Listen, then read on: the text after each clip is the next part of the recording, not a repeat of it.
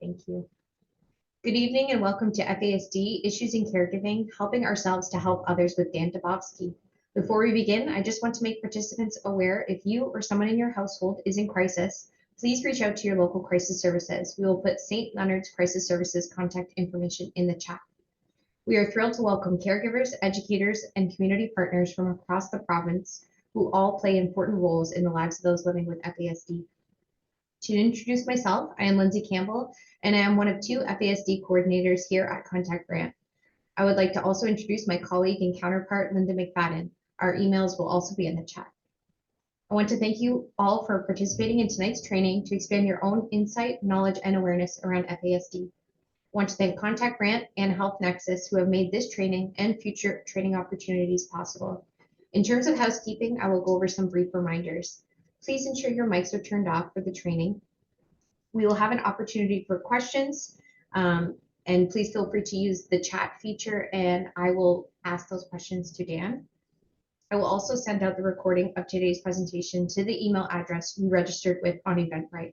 At this time, I will kindly ask Linda to lead us in a land acknowledgement. Thanks, Lindsay. We're grateful that the land on which we live and work lies on the traditional territory of the Haudenosaunee, the Anishinaabe, the Mississaugas of the Credit, and the Neutral.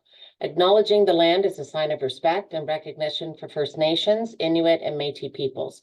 It also provides an awareness of Indigenous land rights, their beliefs, and honors them as the original occupants of the land. As an organization in the Brant community and as individuals who benefit from living and working on this land, we have a responsibility to continuously educate ourselves and recognize that colonialism is a current and ongoing process. Our work does not start and end with land acknowledgements. We want to recognize and celebrate the Indigenous communities that we have the opportunity to work with and learn from, and also pay our respect to elders, both past and present. So now I'm going to hand things over to our presenter for this evening, Dan Dubovsky, who is from Philadelphia in Pennsylvania, but currently he's coming to us from Honolulu. A little bit jealous. Anyone in the Brant County knows why. It's snowing and the wind's coming sideways. But I'll hand it over to him. He can introduce himself and give a little background and let us know how he began this journey in the FASD world. So if you're good to go, Dan, you're on. Thanks, Linda, and thanks, Lindsay, for the opportunity. And thank you for being here, for the opportunity for me to speak with you today. Again, I'm Dan Dubovsky, an FASD specialist. I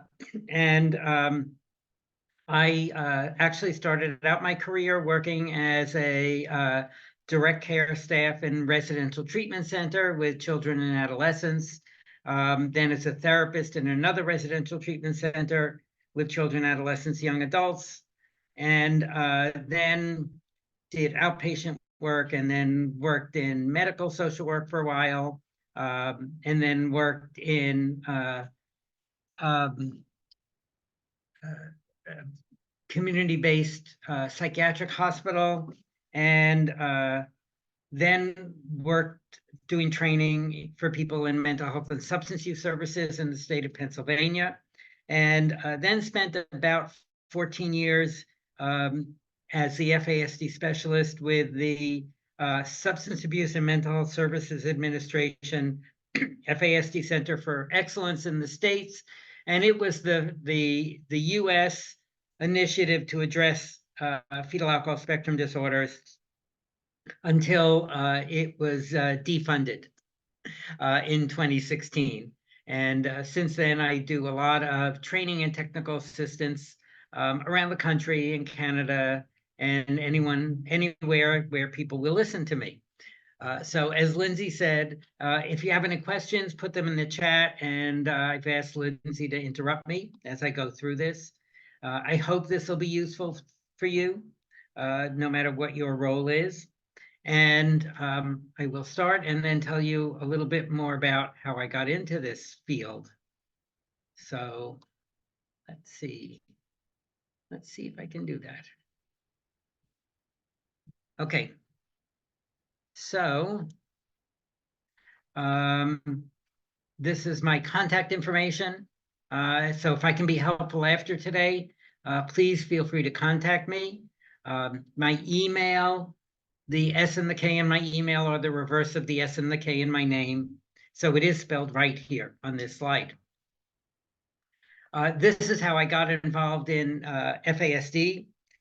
And it's now been almost 40 years. This is my son, Bill.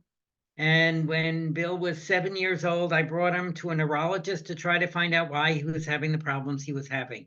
He didn't do well in school. And at least in the States, we have this very strange concept that people need to fail at something in order to maybe get what they need.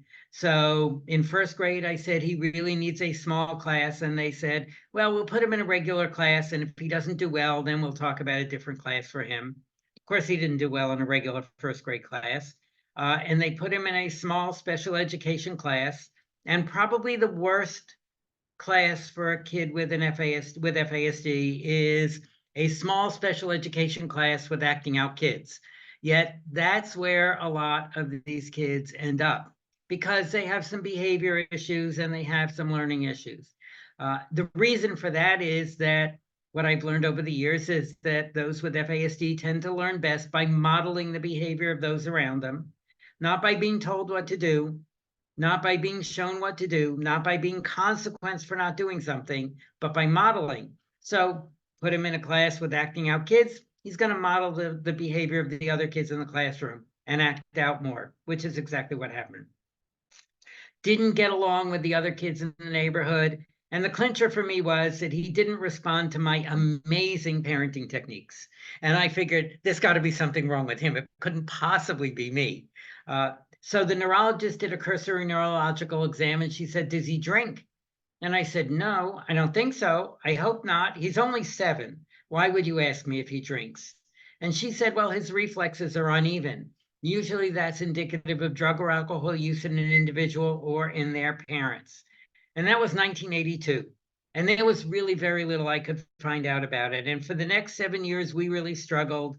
He started getting diagnoses like oppositional defiant disorder, attention deficit hyperactivity disorder, reactive attachment disorder.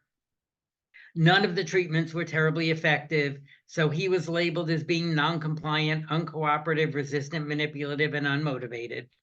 And it really wasn't until he was almost 15 years old when an aunt of mine called me up and she said, I just read this book and I think you should read it. It's called The Broken Cord. And of course, The Broken Cord was written by Michael Doris, who was a professor in New England who adopted a child from the Midwest, had lots of trouble raising his son, couldn't understand why his son had the problems he was having, went back to the community from which he adopted his son. They began to talk with him about fetal alcohol syndrome. It was the first popular book on FAS.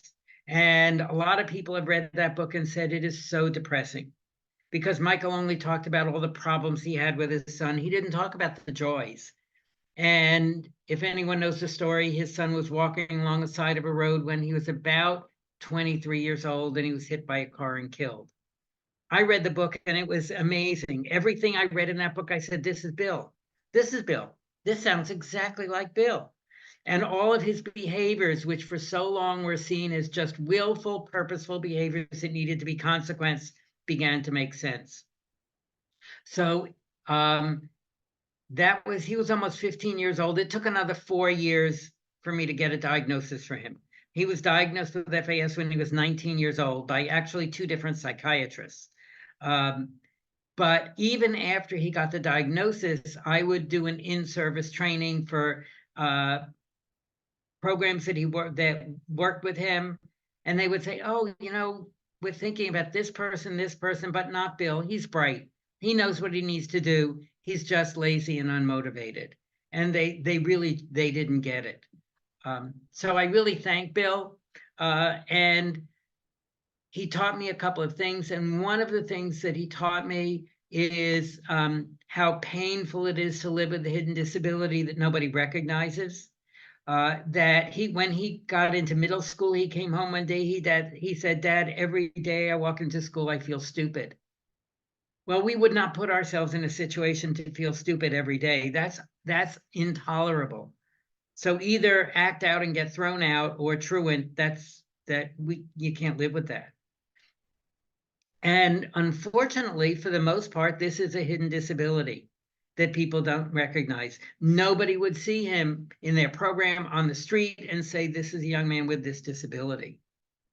So Bill has been my mentor in understanding FASD, in understanding, why we need to do certain things to help them reach their best potential.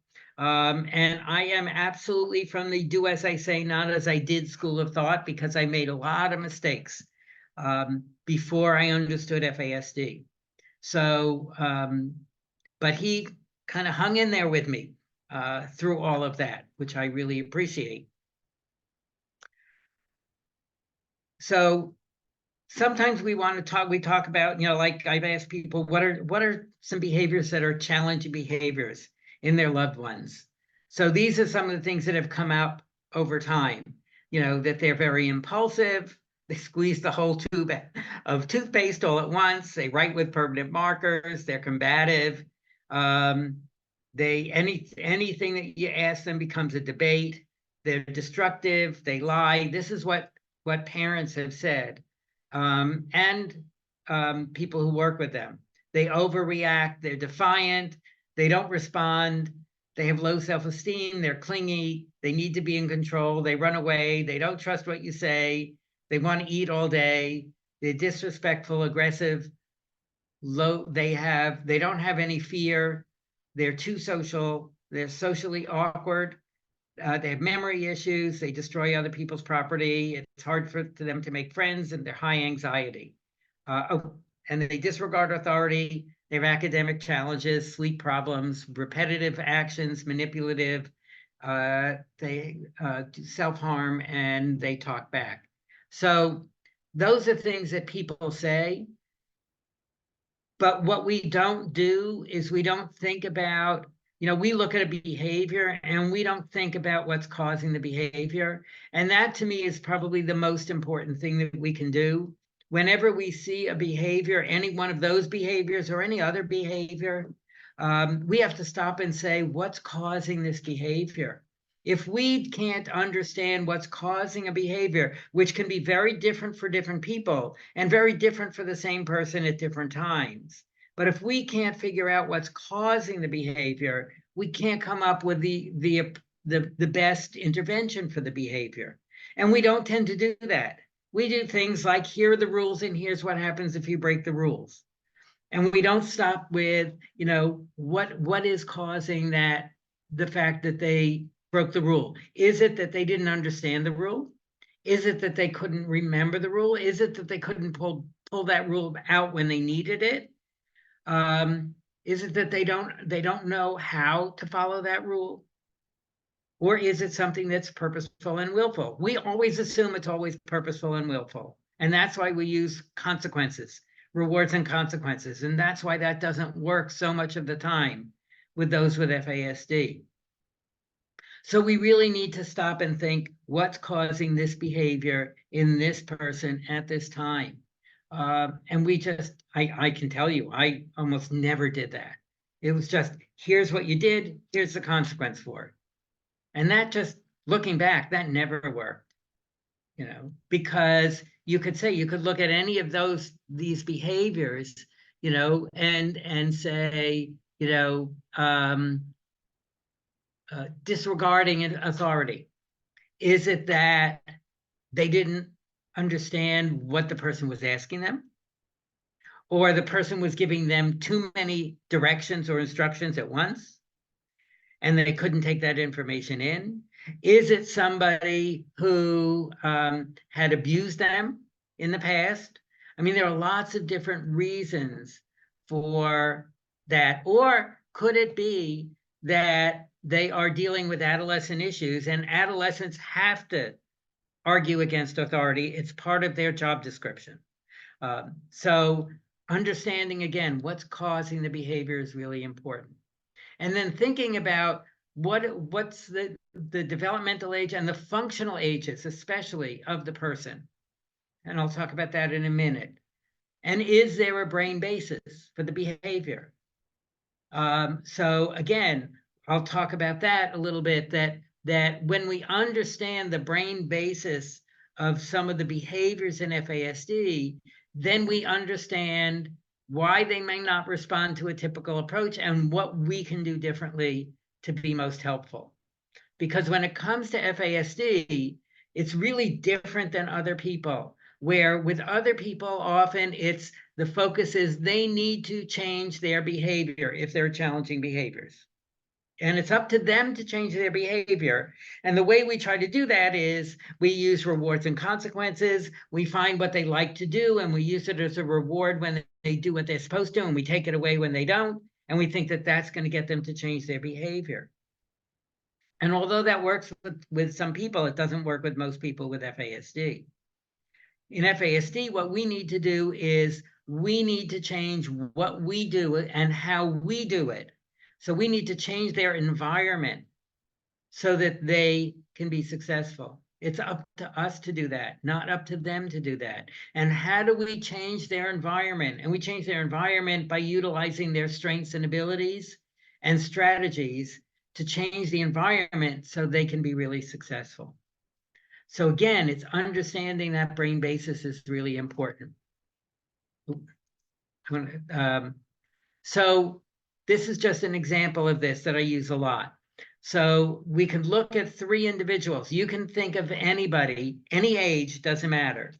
And you've given them 3 instructions. It could be telling your child, go upstairs, brush your teeth, get in your pajamas, get ready for bed. You can do what I used to do with Bill, which was go to your room, pick up your dirty clothes, put them in the hamper, fold your clean clothes and put them away and make your bed. And then I would go to his room a half hour later, he would be playing, everything would be a mess. And so the behavior in these 3 individuals is exactly the same. There is no difference in what they do. They don't do what you told them to do when you've given them 3 instructions. One has a true oppositional disorder, which ODD, oppositional defiant disorder. One has a true attention deficit hyperactivity disorder, and one has a true FASD. If you sit down with the individual with a true oppositional disorder and you say, what did I tell you to do? They'll tell you what you told them to do because they took the information into their brain, stored it properly, and could recall it when they needed it. Then you say, why didn't you do it? I didn't feel like it. I don't want to clean my room. It's a good oppositional response. So if it's truly oppositional, which means it's a conscious decision to not do what they were told to do, but they know the 3 things they were told to do, that's where the typical reward and consequence approach can be useful, but we have to provide them with a positive sense of control. Control is a huge issue. So you need to go clean your room. You can do it now or in 5 minutes. Which would you prefer? I don't want to do it now. Okay, I'm going to set the timer for 5 minutes. When the timer goes off, you need to go clean your room. If you clean it, here's the result. If you don't clean it, here's the result. If you sit down with the person with a true ADHD, you might have to help them focus, but they can tell you the 3 things they needed to do because they took the information into their brain, they stored it in their brain properly, and they could recall it when they need it. Their problem was they got distracted. So in my example with Bill, for example, it would be they would get to their room, and by the time then there was a book on the floor, they sat down, they started to look through the book, the phone rang, they went to the phone, their friend was on the phone and said, hey, I'm at the computer playing some games. You want to play some games with me? Go to the computer. They got distracted. But if you can get them on target by limiting stimuli and providing them with cues, they know the 3 things that they need to do because they're stored in their brain and they can recall them. We need to break that impulsivity, for example. If they can't do it environmentally, they may need medication to help them filter out stimuli and focus. But they know the 3 things they need to do. Sit down with the individual with FASD, and if you ask them the wrong question, which is, why didn't you do what I tell you? And I can't tell you how many times I said that when I would go up to Bill's room. Bill, why didn't you do what I told you? I didn't feel like it. You're grounded. And that was my favorite punishment for him, was grounding him for a week at a time. And at 27 years old, he was still grounded for 25 years because I'm really slow on the uptake there. That wasn't a good approach. But I asked him the wrong question. Now, in addition to raising Bill, I also worked with adolescents in lots of different settings. And they told me in their words, it's better to be seen as bad than to be seen as stupid. And it's better to be seen as bad than to be seen as crazy. And they are absolutely right. If you're sitting in a high school class and you don't understand what the teacher is talking about, act out. I have not come across anyone who will then stop and say, are you understanding what I'm talking about? We deal with the acting out behavior, and then nobody knows that they don't understand. So asking them, why didn't you do it? It's like, I didn't feel like it, because that helps them feel in control, that they don't know, you won't know that they don't know what to do. So that's what would happen with Bill. I would keep doing that and he would keep getting grounded. And then finally I said to myself, I think I'm missing something here. So the next time I sent him to his room for the same instructions, I got to his room and I said, Bill, what did I tell you to do? Which was the right question. And he would say, mop the floor, vacuum the rug, wash the walls. Because by the time he got up to his room, he had no idea what to do next. Because in FASD, the difficulty is taking information into the brain. Even if it gets into the brain, it doesn't get stored properly. And even if it gets stored in the brain, they can't recall it when they need it. So understanding the cause of the behavior, which is that middle line there, helps figure out how to respond to the behavior. So in FASD, understanding the cause of the behavior is that they don't know what they need to do, is let's break it down to one direction or one step at a time. Now, Bill had a diagnosis of oppositional defiant disorder, as I said, and ADHD and reactive attachment disorder. So the behavior looked willful and purposeful and needed to be consequenced. But when I said to him, Bill, go to your room, I'll be right there. And I went to his room and I said, Bill, let's pick up your dirty clothes. If he was truly oppositional, he would have refused. But because I was doing it with him and modeling, he had no problem doing it. Once we did that, let's fold your clean clothes. And once we did that, okay, put your socks in this drawer. And when I broke it down to one step at a time, he did it. He was not being oppositional, although it looked like it. So that piece about always remember what's causing the behavior. And when people say it doesn't matter, I'll tell you that there are situations that have happened, for example, with people who have had violent behavior, where they found that they had tumors in the structures of the brain that control aggression. And when those tumors were removed, they had no more violent behavior. But consequencing them was never going to get them to stop the violent behavior. And then at one point, there was a young girl who murdered her stepsister. And they found that piercing cries set off seizure activity in the temporal lobes of her brain. And when that seizure disorder was correctly treated, she had no more violent behavior. She could be consequenced for the rest of her life. It would never get her to stop the violent behavior. It was a physical illness and a physical issue. So the cause of the behavior. The other one I often use is a young girl who had screaming, yelling tantrums getting dressed every morning. And her mother would fight with her every morning to get dressed. And then she would get punished for the tantrums, because obviously these were willful, purposeful behaviors. And this went on for quite a while. And it was exhausting. An hour to an hour and a half of fighting to get dressed every morning. And then one day her daughter's socks were turned inside out, and she put one sock on and she put the other sock on and she got dressed and she had no tantrum.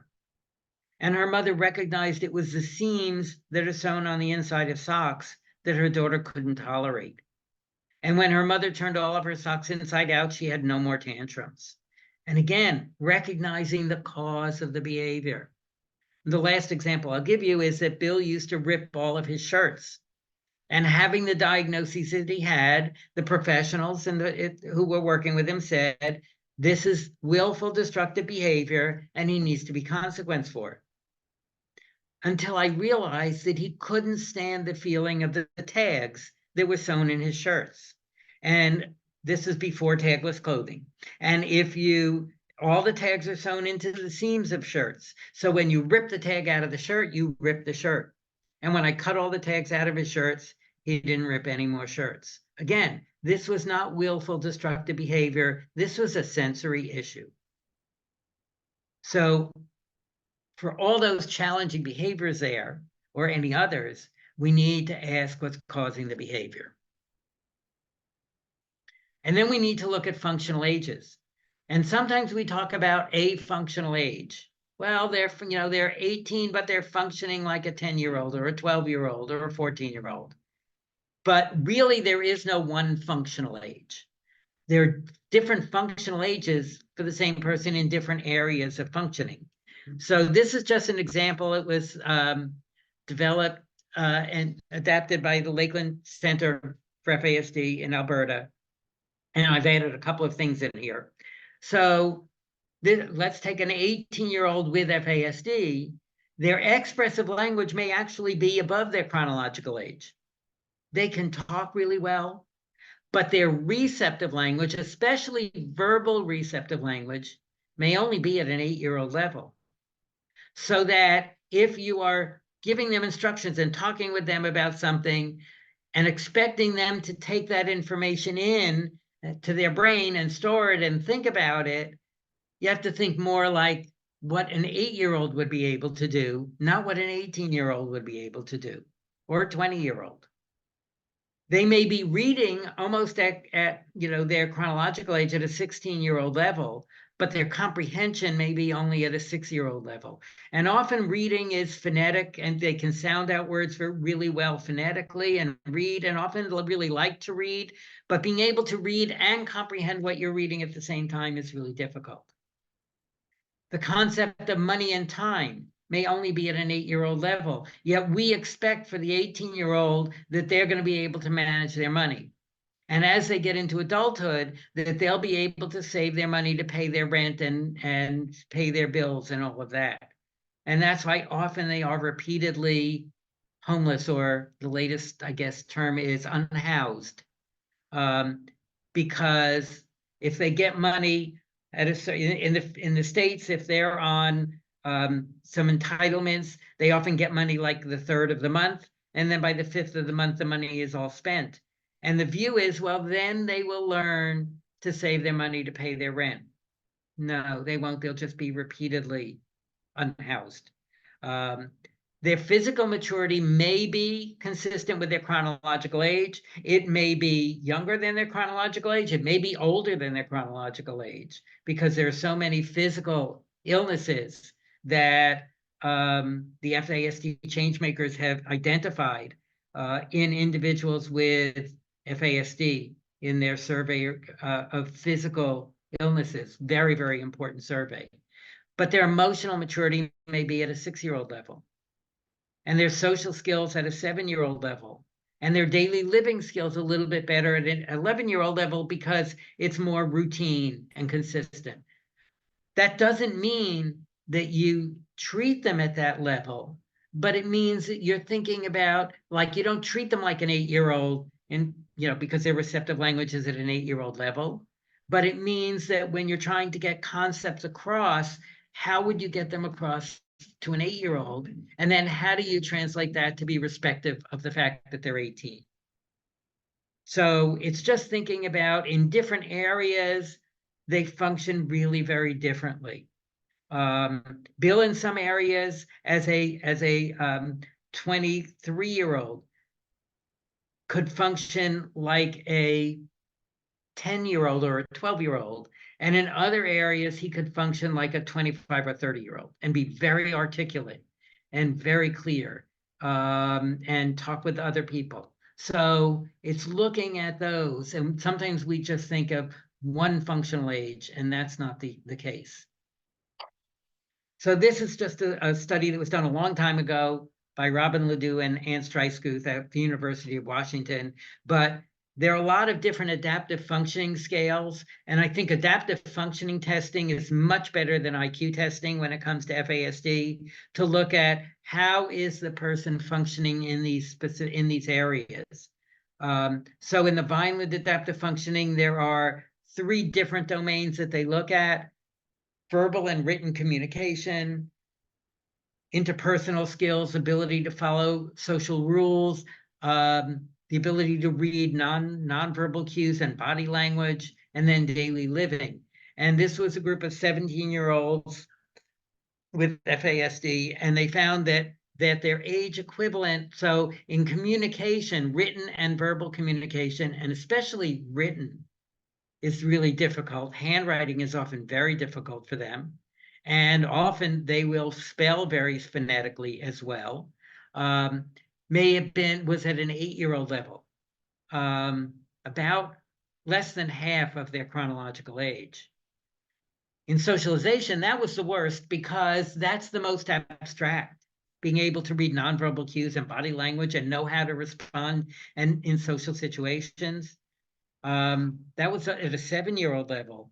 And daily living was the best, but it was still 8 years under their chronological age. So again, doesn't mean you treat them like a 7-year-old, but it means in terms of their abilities in social situations, they may be operating at that age. And how do we help them then with socialization skills, recognizing that?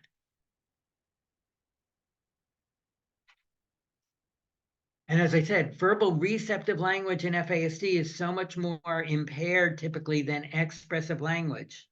And I remember a colleague of mine once saying that having is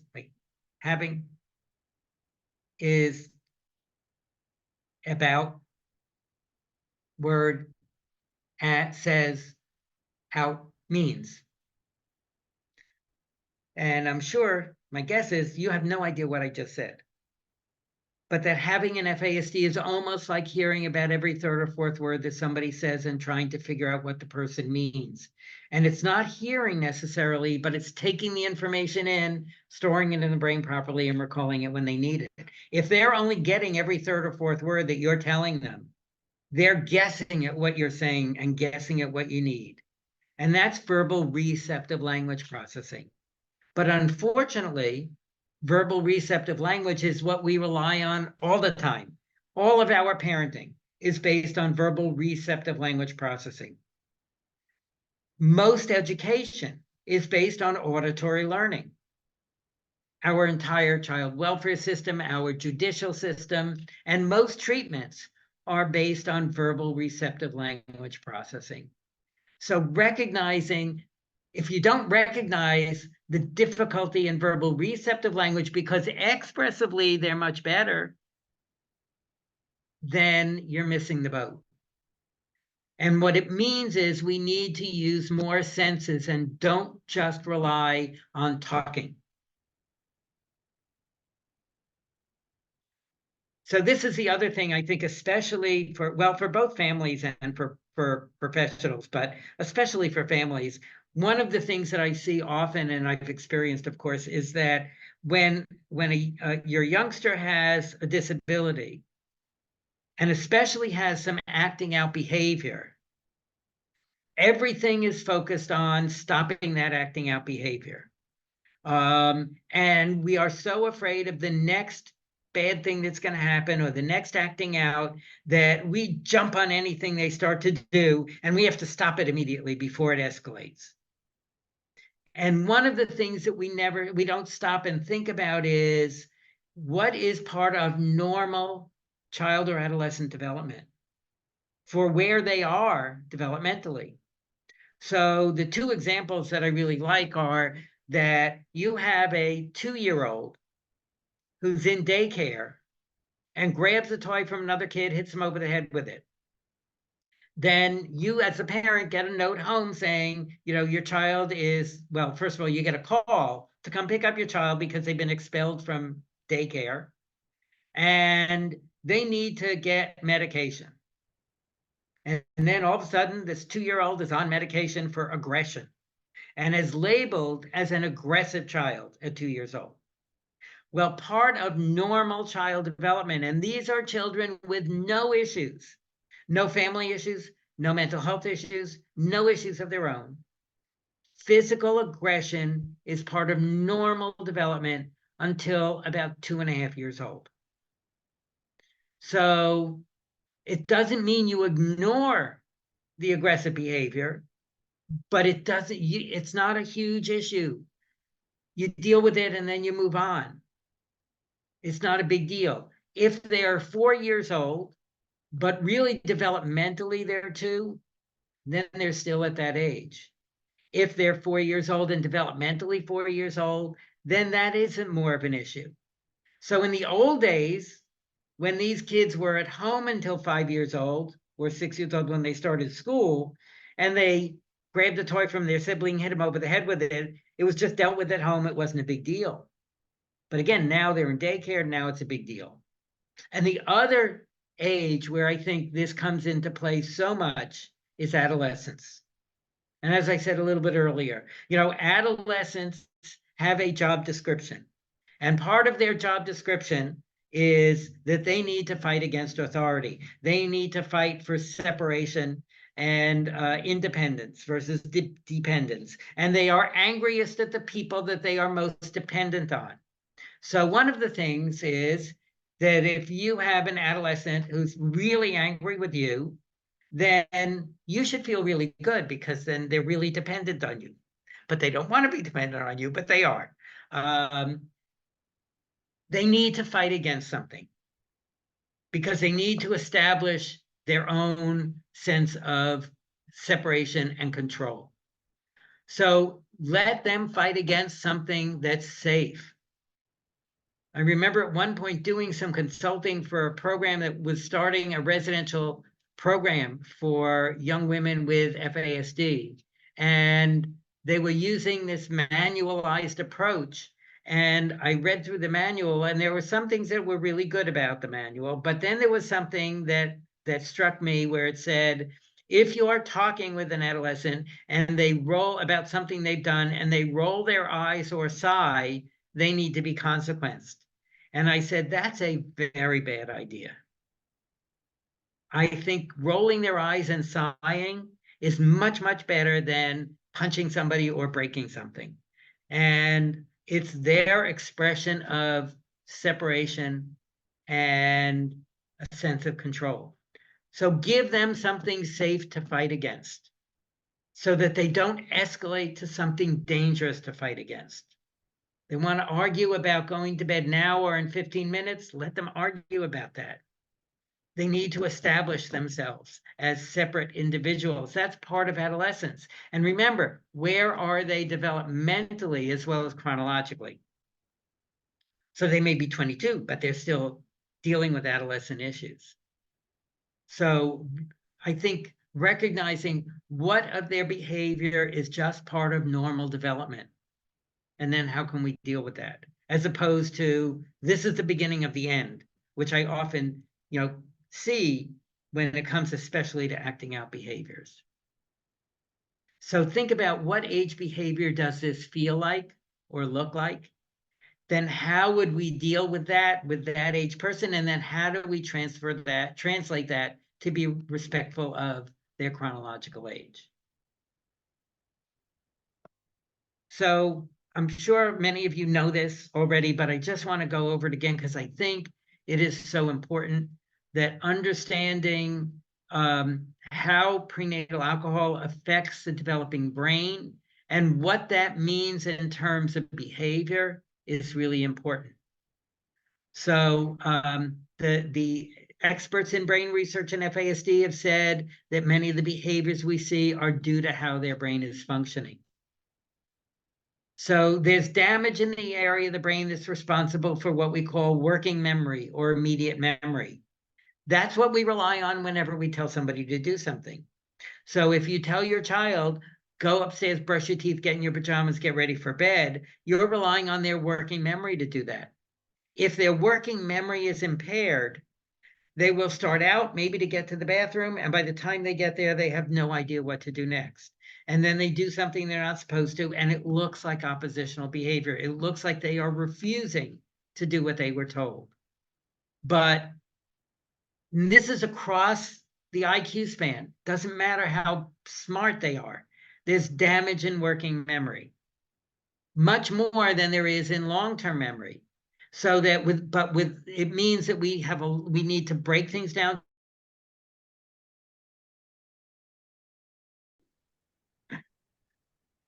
Okay. Anyway, okay, I'm going to continue with this. There is also damage in abstract thinking, which means that they don't really get a sense of time. So they're often late for things because how long it takes to get somewhere is tough.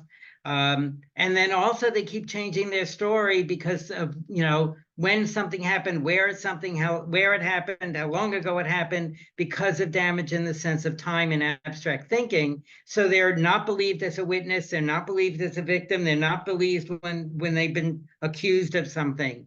So that causes a lot of problems, but it's often damage in abstract thinking, not willful behavior that they don't want to show up somewhere. Often they may be standing too close when they're talking with somebody because that sense of personal space is another abstract concept. So again, understanding how the brain damage impacts behavior is really important. They take words and expressions very literally. They can't predict the consequences of their actions. So they're always surprised when they're in trouble, even if it's the fourth time for the same thing, because that's abstract thinking. Oh, when I did this before I got in trouble, if I do it again, I may get in trouble. You need that sense of historical time and future time. And if you don't get that, you also don't understand reward and consequence. You get consequence for something that happened before. And I would consequence Bill, as I said, ground him for a week at a time. And in 15 minutes, he would come back down and say, Dad, can I go out now? And I would yell at him and then he would say, but I was good just now. And he was right. He was good for 15 minutes. He had no idea why he was still being consequenced. And then they don't understand what might get them in trouble, which causes problems. So saying to them, clean your room is an abstract concept. There are very specific tasks to do, but just go clean your room. They move one thing and they think they cleaned their room. Or take a shower. I would say to Bill at the beginning, take a shower, and he would come out. I'd say, Bill, did you use soap? Soap? You didn't say anything about soap. Bill, go back in the shower and soap yourself up. Then he would come out covered with soap. Bill, when you're finished soaping yourself up, go rinse yourself off. So you don't think you have to say that to somebody. And you don't have to say it to everybody. But for some people, that's how literal you need to get. Behave yourself is abstract. Follow the rules is abstract. Makes no sense. So this is my favorite example of a literal thinker, Amelia Bedelia. And it's a set of children's books and written by Peggy Parish. And this is from the first book where Amelia was a maid hired by the family who went out for the day and left her a list of things to do and said, Amelia, we want you to do everything on this list. And one of the things was to dust the furniture. So Amelia went into the bathroom, found dusting powder, and put dusting powder on all the furniture in the house. She did exactly what she was told. She was told to change the towels in the bathroom. She cut nice designs in all the towels. She changed them. They look very different. She did everything wrong, but everything exactly as written. And Amelia is a great example of a literal thinker. And I often said when we're talking with somebody with FASD, think about how Amelia Bedelia would do what you're asking them to do. If she would get it right, then you're on the right track. If she would get it wrong, then think about how we can reword it. And then there's damage in the area of the brain that's responsible for figuring out what to do in a specific situation. So you tell your child, when you get to the corner, you have to look both ways, make sure nobody's coming before you cross the street. And you practice that with them. Okay, we're at the corner, we have to stop, look both ways. Okay, nobody's coming, now we can cross the street. And then you find them crossing the street in the middle of the block. And you say, didn't I tell you not to cross the street, not to look both ways before you cross the street? They may well say, you told me when I was at the corner to stop and look both ways, I wasn't at the corner. And it feels like manipulative behavior, and it's not. It's the inability to figure out, oh, okay, when I am at the corner, I have to stop and look both ways. that really means that wherever I am, I have to stop and look both ways. We can't assume they can't make that jump. Or this situation is a little different. I need to do something different. That's a brain issue. They can't take what a judge or a probation officer talks to them about and tells them what to do and apply it later. So this is Ben, the taxi cab driver, passing the guy hailing the cab, saying to himself, never pick up strangers, never pick up strangers, never pick up strangers. Heeding his mother's advice proved disastrous to Ben's career. Ben learned never to pick up strangers from his mother, but couldn't figure out as a cab driver, he needed to do something different. That's the inability to figure out what do I do in this situation. And that's a brain issue. And that's the thing, understanding the brain, it's like, these are brain issues, not behavior issues. And then damage to the parts of the brain responsible for expression of emotion. And what I hear a lot in FASD is this person has no conscience and no remorse. Somebody gets hurt and they're laughing. You talk with them about the seriousness of what's gone on and they're smiling or laughing. And we think they have no conscience or no remorse. But what I see most often is that there's a disconnect between how they're feeling and how that's expressed facially and verbally. And that's because of damage in two structures of the brain, the control emotion and the expression of emotion. So they may really, their facial expression may absolutely not match what they're feeling. And we respond to people not on what they're feeling, but what they look like. And then with damage to the areas of the brain responsible for controlling stress and anxiety. So what happens is under minor stressful situations, there's an over-release of a substance called cortisol from the adrenal glands, which results in kind of overreacting to minor situations. Somebody bumps into them and they punch them, kick them, hit them because they feel it's an attack. Somebody touches their pencil or pen and they freak out. They touch their food, or they don't get what they expected to have for dinner and they have a meltdown. Or there's a change in their schedule or a surprise vacation and they act out. And we say, you're just overreacting. And what we're understanding in FASD is it's not just overreacting, it's a physiological body response. Consequencing them for it isn't going to get that to change. What is going to get that to change is understanding how do we interrupt the over-release of cortisol. And that's by catching them when they are beginning to get stressed, anxious, frustrated, or angry, and practice two things with them that help them calm down when they get upset, and get them eventually, as they get older, to recognize when they are beginning to get frustrated, angry, stressed, or anxious, and do one of those two things, which is what I say, take a chill out. That's really helpful. And practice over and over again those two things to help them calm down, which are different for different people. So we have to figure out for this individual, what helps them calm down when they get upset. For Bill, it was hitting a punching bag, but it had to be immediate. He couldn't wait and go to the Y and wait for a punching bag. It had to be immediate because we have to interrupt the over-release of cortisol. Once the cortisol is released, it's too late. So some people have said that putting ice water on their face or their hands or their wrists helps them calm down when they're upset. For some, it's listening to soft music. Maybe it's reading. Maybe it's taking a walk or a run.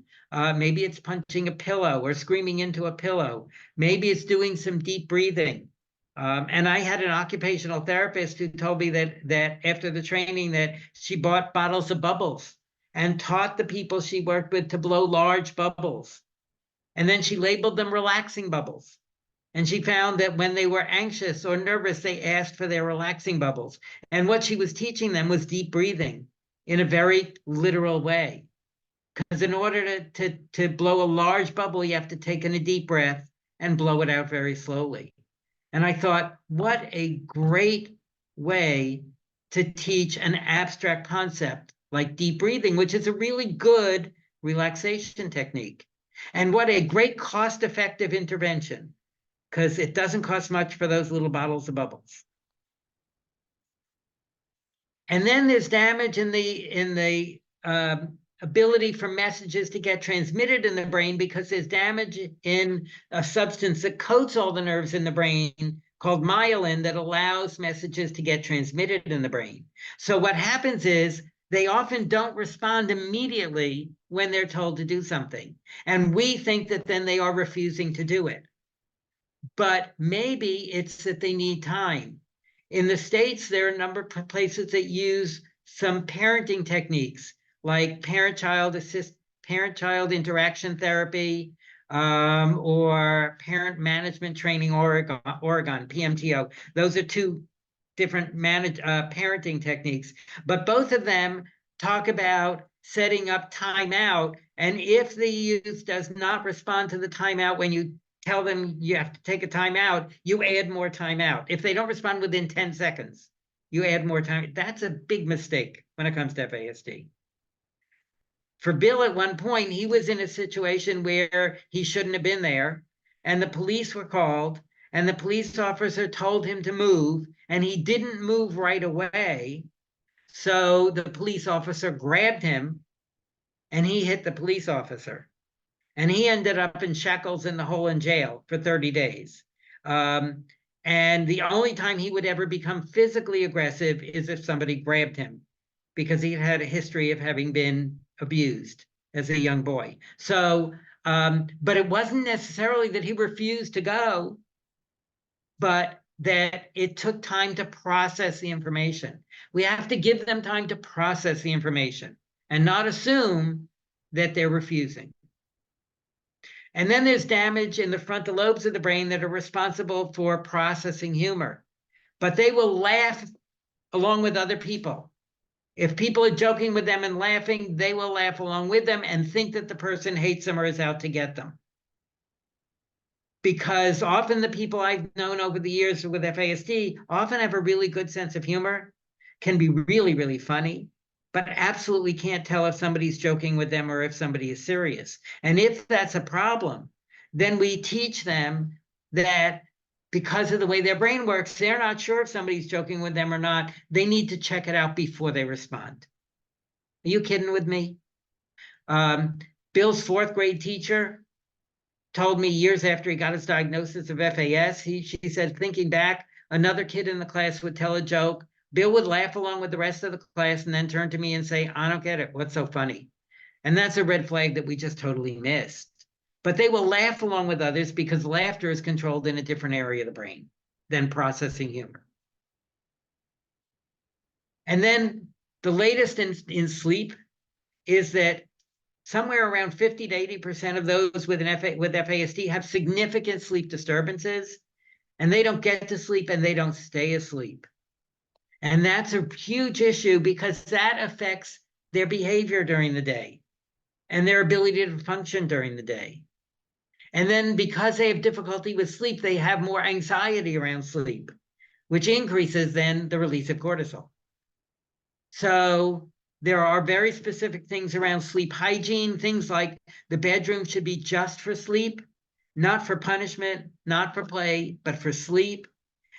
No media in the bedroom and no media for an hour before bed, and then quiet room, and they may need a transitional object. And the other things are paying attention to sensory issues in FASD. So even if the sheets that they're laying on are wrinkled, that may impair them from getting to sleep. If there are bright colors in the room or bright colors in the sheets or patterns, that might be a sensory overload.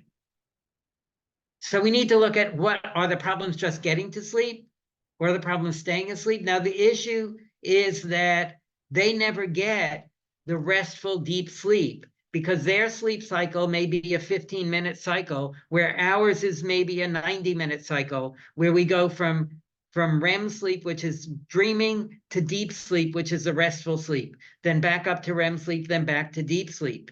So we get that deep, restful sleep. But if the cycle is 15 minutes, they don't get that deep, restful sleep. So melatonin, people like jump to melatonin. Melatonin can help people get to sleep, but it doesn't help people stay asleep. So if the problem is staying asleep, then we need to talk with physicians about, what else can we use? Because sleep is so important. And again, the research is showing that it's damage in the area of the brain that's responsible for controlling our circadian clock, and it's damaged by prenatal alcohol. So again, the sleep isn't just they don't feel like going to sleep. Again, it has to do, it's a brain issue that we need to address. So these are some of the sleep hygiene things. Again, you know, a dark bedroom, quiet, associate the bed in the bedroom with sleep, and maybe a transitional object. So unfortunately, one of the things we think is that if we find the right motivating factor, the person will do what we want them to do. So we look at what they like to do, and then we use that as a reward for good behavior and take it away for bad behavior. That just doesn't work in FASD. All it does is set them up to feel that they're just bad. And when you don't understand cause and effect, and you don't get why you're getting consequence for things, it must be that you're just bad. The only other reason is you're just a mean person, but you're just bad. And then at least they feel in control because they're just bad. And that's how they act then, that they're just a bad person. And we just feed into that by this. At one point, Bill was in middle school. He had trouble bringing his homework assignments home. At the same time, he was going to karate classes, and we had a karate school right near the house. And once you paid by the month, you could go as many times a week as you wanted. And he loved karate. And it was really good for him because it was very physical. It was in a group, but it was individual. And as long as you can tell the difference between kicking people in karate class and kicking people in school or on the street, then karate might be good. So he really enjoyed it. So I said to him, Bill, every day you bring your homework home, you get to go to karate that night. That's using this approach that I'm just talking about. And from that day forward, he never brought his homework home and never went to karate. And that was a huge mistake. He should have gone to karate every day, every evening, no matter what happened in school during the day, and whether or not he brought his homework home. And all I was doing was setting him up to feel bad and to feel that maybe there's something wrong with him. We can't do that. We have to change because all we're doing is feeding this bad self-image. So one of the ways we do that is we turn things around. And what I often say to families of individuals with FASD is, what I want you to do is start small. And every day I want you to tell your loved one 5 things that they've done right. And write down everything that you've told them that they've done right. And it may be small things, but you need at least 5 times a day. You need to tell them what they've done right. And the reason to write them down is because when something gets messed up, you'll forget anything that ever happened that was positive. And that's when you pull out this list of what they've done right. Because they've heard over and over again, often from their parents, other family members, teachers, corrections people, RCMP, what they've done wrong, judges, what they've done wrong. And they don't hear enough what they've done right. And what we want to do is build their self-esteem and confidence. And for some people, they haven't heard what they've done right. And at first they might not trust that if we do this shift. At one point with the training, one of the people in the training was a mother who had a 14-year-old with FASD and talked about how her son was so angry all the time, sullen, wouldn't talk with the family, wouldn't eat with the family. And she sent me an email the next day and she said, I just want to tell you that I came home after the training and I went up to my son and I said, I just want to thank you for all the help you've been giving your younger brother the last few weeks. I really appreciate it. And she said for the first time in months, he smiled. They had dinner together. They hung out together for the evening. And it was just her son hearing something positive instead of what happened in school today? What'd you do? You know, I got this note from the teacher and blah, blah, blah, blah, blah. Let's start telling them what they're doing right. So it's what I call a positive focus system. So we identify what are their strengths, what are their abilities, what are the strengths in the family, in providers, in the community, and how do we tap into those strengths and abilities and build on them. So we want to find what they like to do and do well, that's safe and legal, and arrange for them to do that on a regular basis and don't connect it with behavior. And again, it doesn't mean we ignore challenging behaviors, but the focus is on building the positives. So we need to identify strengths. These are strengths I see over and over again in people with FASD. Everyone is different, but it's looking, and these often get them into trouble. They tend to be very friendly, very likable, very verbal, and really want to be helpful, and those get them into trouble all the time. But they're also really strengths.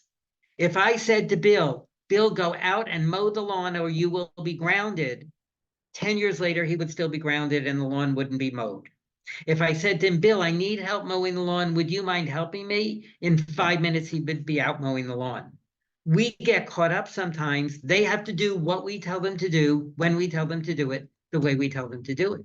Well, if they really want to be helpful, let's ask them to help with something rather than tell them to do it and see if you get a different response. So here are some of Bill's strengths.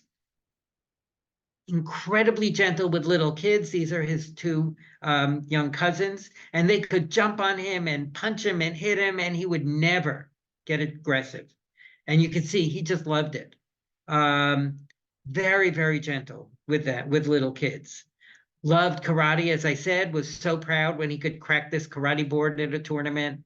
I got him involved in swimming because swimming is a great bimanual exercise, uses the two hands independently, which helps build brain connections. And then he went as far as he could, so I signed him up for a swim team. And he was never an integral member of the team accepted by everybody, but he had a wonderful coach and was on the swim team for about 4 or 5 years and did really well. And it's a great physical exercise. I sent him to overnight camp when he was 12 because I thought it would be a good experience for him to be away from home. And it was 2 weeks in overnight camp. And the kid who he connected with most was this youngster who had a severe hearing disability. And he and Johnny just really connected, and they stayed friends for years. In order to go to dinner each night, they had to write a letter to their parents. And the first letter I got back from Bill was, "Dear Dad, I tripped on a root and ripped my toe. I can't walk, run, swim, or play. I hope you're having a better time than I am." And I called this camp, of course, right away to find out they said he's fine. But it was like, boy, where did he learn that idea of guilt? Really got to me. But I thought I still have that letter because I thought it was hysterical. But again, he connected with another kid with a disability who he felt he could help.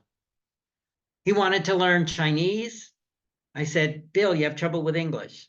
But he listened to these tapes over and over and over again and was so proud when he could speak a little bit of Mandarin. And he could do it.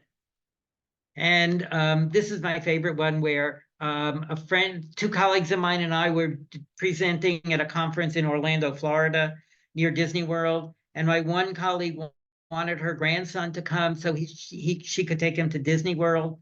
But he couldn't be there during the conference because we were going to be busy for the whole conference. And we had worked together for a number of years, and she knew Bill. And she asked me if Bill would be willing to accompany Robbie to Florida. Now, Bill had his diagnosis of FAS at that point and also had a diagnosis of schizoaffective disorder. And you wouldn't think that somebody would ask somebody with those diagnoses to take an 8-year-old who had never been on a plane before on a 2.5-hour flight. But she trusted Bill. And I asked Bill if he would help. I said, Taylor really wants Robbie to come.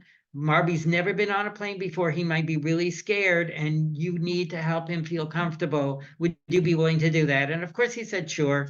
And our boss brought them to the gate and got them on the plane. And here we are as they come off the plane, and Robbie runs up to his grandmother, and Bill comes up to me and says, "Doesn't he ever shut up?"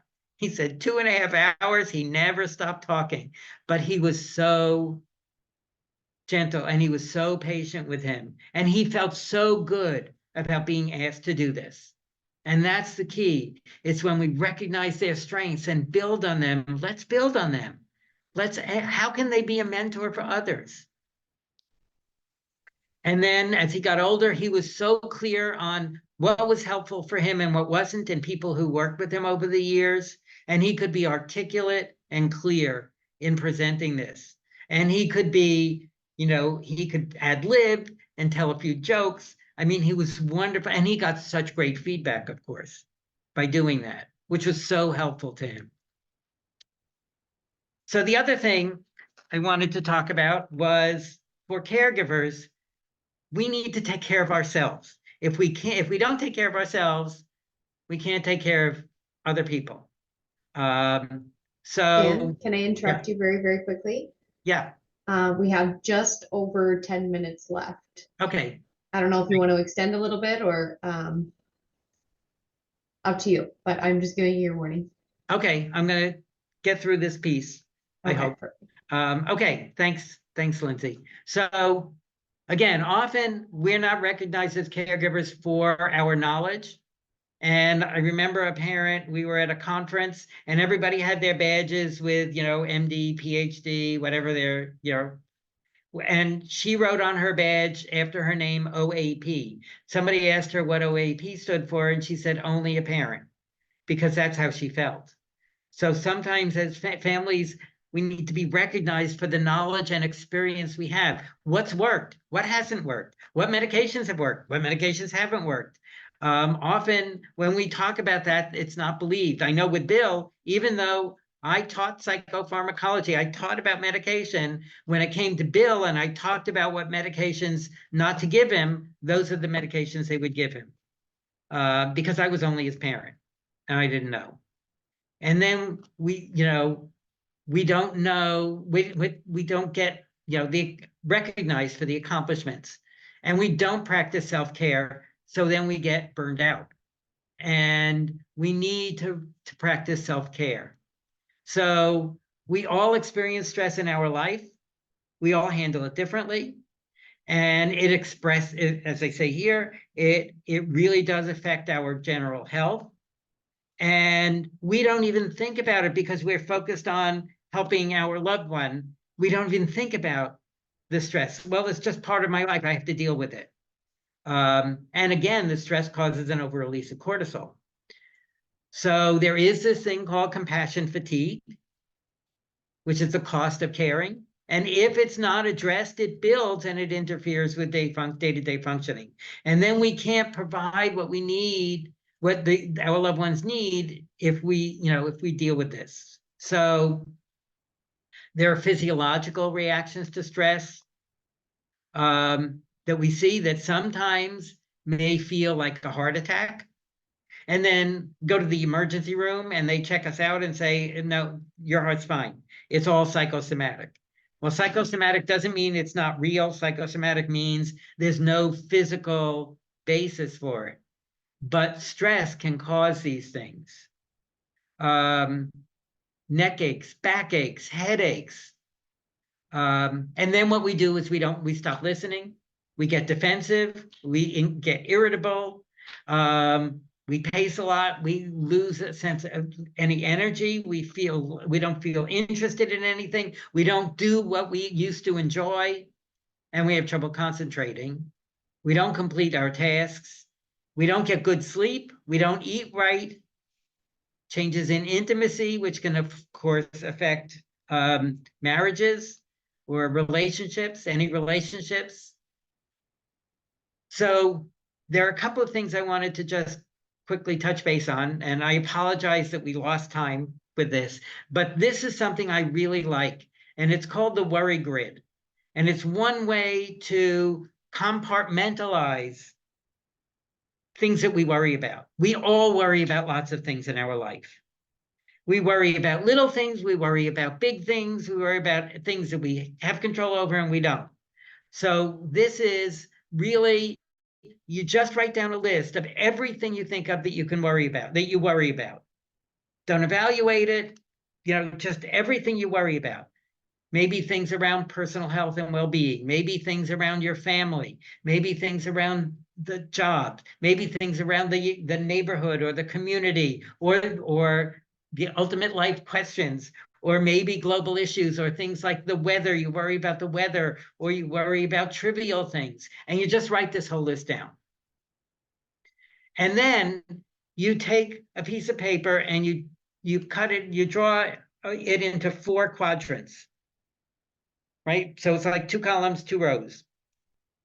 In the upper left, you label things I can control that are not important to me. In the upper right are things I can't control that are not important to me. In the lower left, things I can control that are important to me. And in the lower right, things I can't control that are important to me. And you take your worry list and you put them in one of those 4 areas. Okay, I'm worried about global warming. Now, is that something that I can control? Not really. I mean, you can do little things, but not a lot that you can control. Is it important to me? Yes. So that might go in the lower right. For me, for somebody else, it may be they can control it and it's important, and it would go in the lower left. You're worried about the weather report for tomorrow. Can you control the weather? No. Is it important? Well, it depends. Some days it is, some days it isn't. So where it would go. But anyway, you do that. So then the only stresses or worries that you look at are the ones in the lower left, are the things that you can control that are important to you. And it helps break that down so you don't worry, because we worry about everything. We worry about the whole future, and we worry about everything. But what can we control? That's what we can do something about. And it really helps break down so we, all the worries that we have. And I find it a really helpful way of doing it. And the other thing is to think about managing stress. And there are a number of people have written about managing stress. There's a lot out there. But I like this one, which is these 10 steps towards managing stress. And the way I like to look at it is by using cartoons. I'm a big cartoon fan. So the first step in managing stress is identifying the symptoms of stress. So here's Elliot on a cruise ship, and he's like bending the post, and it says it takes Elliot a while to really feel like he's on vacation. Here's Hagar saying to his wife, "Are you mad about something?" "No, just asking." So when you like a loud response to just a plain old question, that may be a sign of stress, a symptom of stress.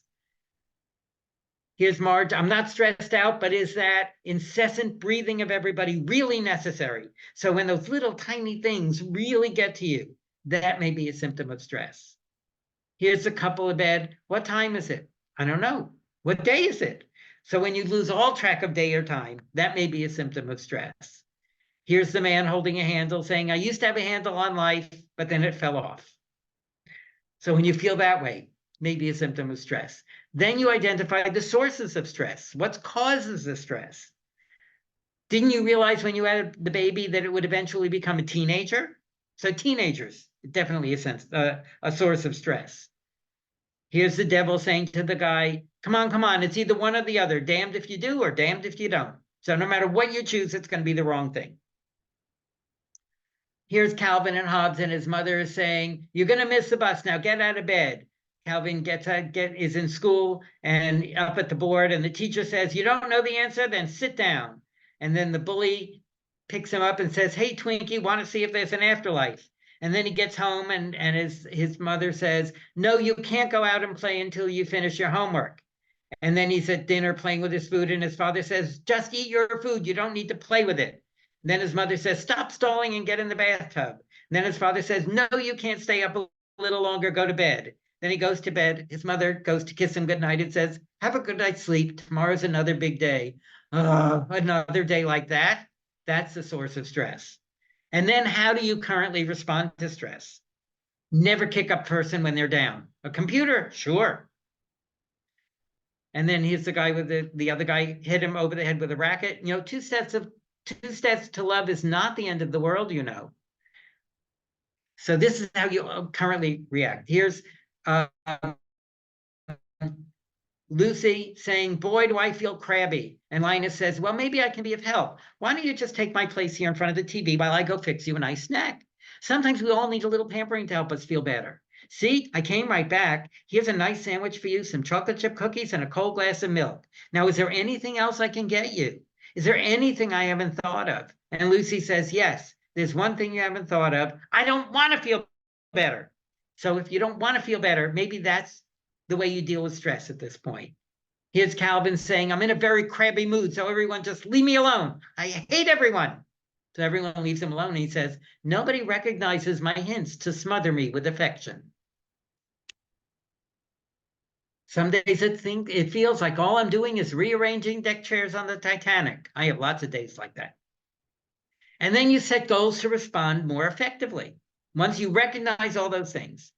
So here's the guy with the two things on his desk, in one ear and out the other.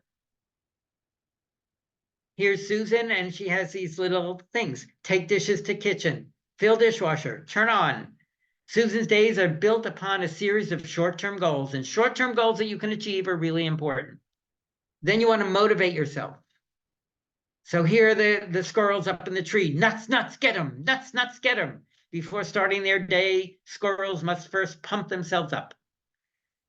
And then here's Hagar. I lost the ship, the battle, the loot, the booze. I was shot at, stabbed at, sunken, drunk, dunked. A witch put a curse on me. The drug ruined my new bearskin. Now I'm getting a head cold. I need a hug. And sometimes a hug is really important. Usually I discourage high-fat food, but in your case, a good humor bar is in order. Ice cream. Then you change your thinking. So here's the tortoise is crying, and the bird lands on him and says, now what's wrong? I'm a failure. Why? I'm so slow. You're supposed to be slow. You're a turtle, and turtles are slow. I wish I was fast. Why? Hares are always laughing at me. What's your life expectancy? 150 years. And hares? 5 years. Buck up. You get 30 generations of last laughs. It's all a matter of perspective. Here's Charlie Brown saying to Snoopy, this is the medicine that the vet said would be good for you. However, I've also heard that laughter is the best medicine. Which would you prefer? And of course, Snoopy starts laughing. Well, that was easy. And here's Ziggy. I gave up waiting for the bluebird of happiness and bought myself a rubber ducky. Then you deal with those who cause or add to your stress.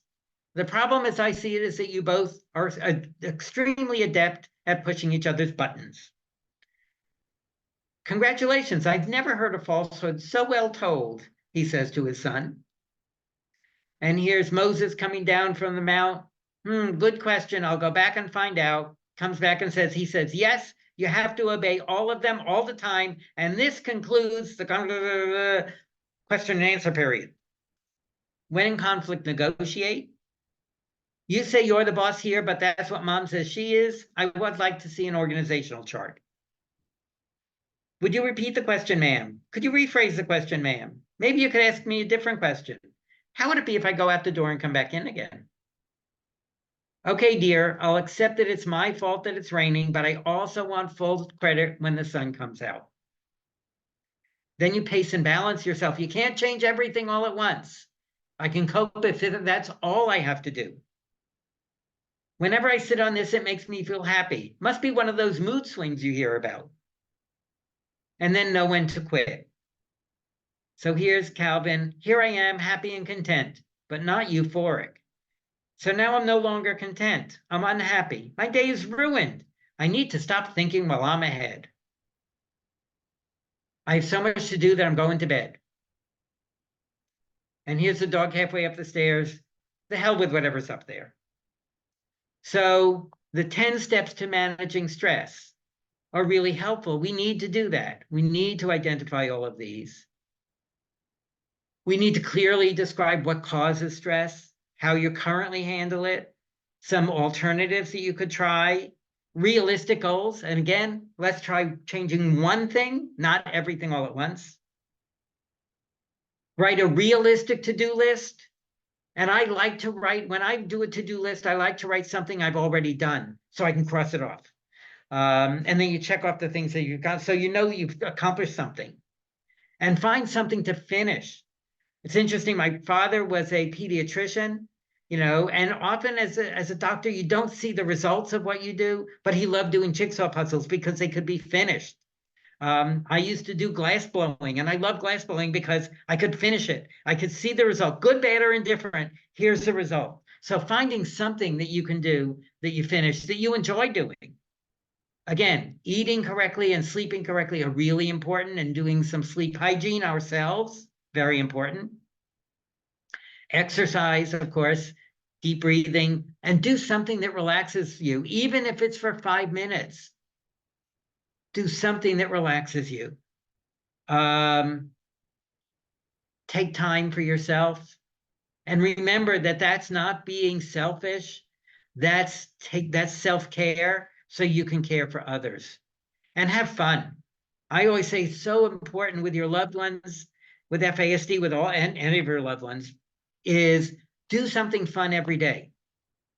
If you're a parent of a youngster, make sure that every day you do something fun with them. Doesn't matter what happened during the day in school. And don't start with homework when they get home unless they love homework. They need to do something fun. And you should be doing something fun with them so you can laugh. It's really important. Give yourself credit for what you accomplish. Don't take on inappropriate guilt, like, oh, I wish I had done this differently. I should have known. No, we do the best we can with what we know, and we move forward. And forgive yourself and others. Have faith.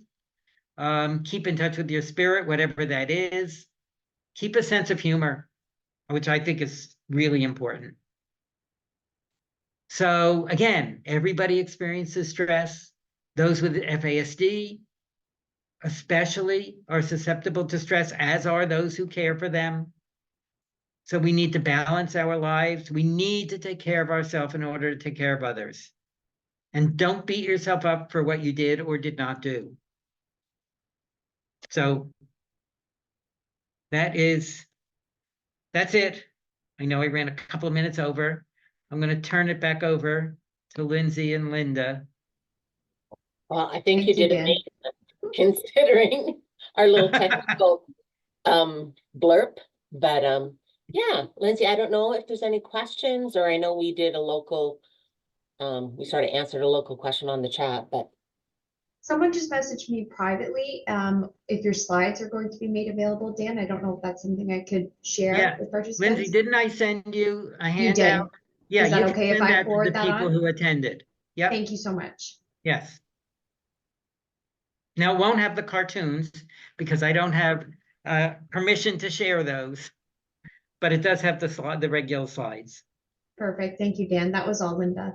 Okay. Well, okay. Okay, so this brings us to the end of our presentation, and on behalf of Contact Brant, Lindsay, and myself, I just. Nope, can't hear you, Linda. Ooh. I hear you, Linda. Oh, now I can. Now I hear you. Okay. I'm just okay. a little bit slow sometimes. I'll get closer. But I just wanted to thank you, Dan, on behalf of myself, Lindsay, Contact Brant, our community, for sharing your story, your expertise, on working with individuals with FASD.